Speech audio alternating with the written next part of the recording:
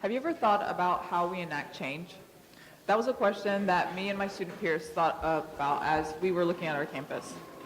Through my experiences as an engineering student, I discovered that great moments of change are supported by processes that have an objective and are supported by engaged participants. At my school, we use design thinking to help figure out how we create a process that ignites our campus. The first step was understanding the perspectives or point of view of the students and faculty. Students wanted more opportunities to actually apply the things that they learned in class, while faculty wanted students to participate in design experiences. So we started asking ourselves what was missing. The missing ingredient was shared interest. Students wanted to work on projects that they had an interest in or that they were impacted by in a large way. And as I started talking with fellow students, I figured out the other students were very passionate about the problem as well. And so we started brainstorming solutions that would engage students and encourage them to be active in voicing or changing spaces on campus. So we began facilitating sessions where we taught and encouraged students and faculty to apply the design thinking process.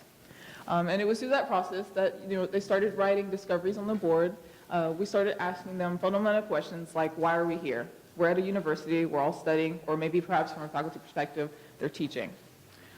Then I asked them, what are we doing here? What's the goal or objective? And then we started asking ourselves, what do we want to do here? What do we want to accomplish? After everything's said and done, what do we want to finish? Additionally, they also had to think about what are the resources available? What are the challenges that we have to face? And how do we build a community around this? Anytime you want to enact something, you have to really think about what are the tools at your disposal and who are the people around you that are willing to see it through. In these events, we would really encourage students to try different mediums. And so after discovering the questions that we posed them, they began essentially prototyping with sketchings of the design studio project and also using Play-Doh.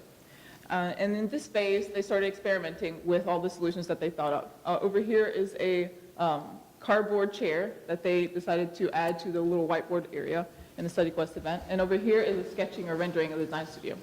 So after they let their imaginations run free, they began to ask themselves, what if there was an active space in the first floor of the library, or where students could take study breaks and play hopscotch, or perhaps practice yoga?